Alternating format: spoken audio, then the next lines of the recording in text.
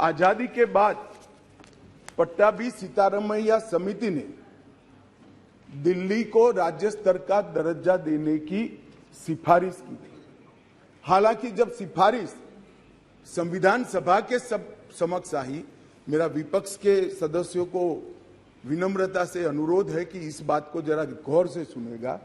पट्टाभी सीतारामैया समिति की सिफारिश जब सदन के सामने आई, तब पंडित जवाहरलाल नेहरू जी, श्रीमान सरदार पटेल, राजा जी, राजेंद्र प्रसाद और डॉक्टर अंबेडकर जैसे नेताओं ने इसका विरोध किया कि ये उचित नहीं होगा कि दिल्ली को पूर्ण राज्य का दर्जा दिया जाए।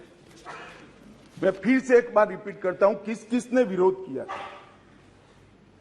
पंडित नेहरू ने किया था, सरदार पटेल ने किया था, राजा जी ने किया, राजेंद्र प्रसाद जी ने किया और अंबेडकर जी ने भी इसका विरोध किया था।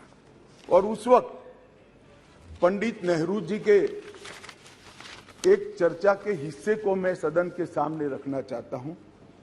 2 साल पहले सदन ने एक समिति, सीतारामैया समिति की नियुक्ति की और अब जब रिपोर्ट आया है तब दुनिया बदल गई है, भारत बदल गया है और दिल्ली काफी हद तक बदल गई है।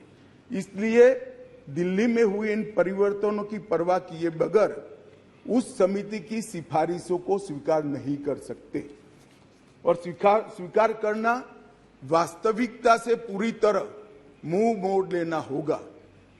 एक समय तो नेहरू जी ने संविधान सभा के सदस्यों को यहां तक कहा कि चूंकि नई दिल्ली में 3/4 संपत्ति केंद्र सरकार की है, इसलिए तर्कसंगत यही होगा कि इसको केंद्र के अधीन रखा जाए।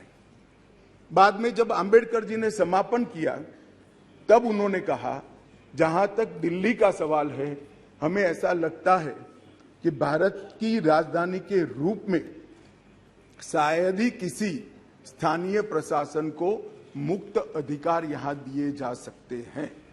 संयुक्त राज्य अमेरिका और ऑस्ट्रेलिया में जो राजधानी के क्षेत्र है, इसकी मिसाल भी उन्होंने वहां दी और उन्होंने कहा कि इसके लिए एक अलग व्यवस्था करनी चाहिए और संविधान सभा में इस पर जोड़ना चाहिए। खैर, मैं इसलिए कहता हूं कि आप जिस चीज का विरोध कर रहे हैं, ये सिफारिश किसकी थी ये आपको मालूम होना चाहिए।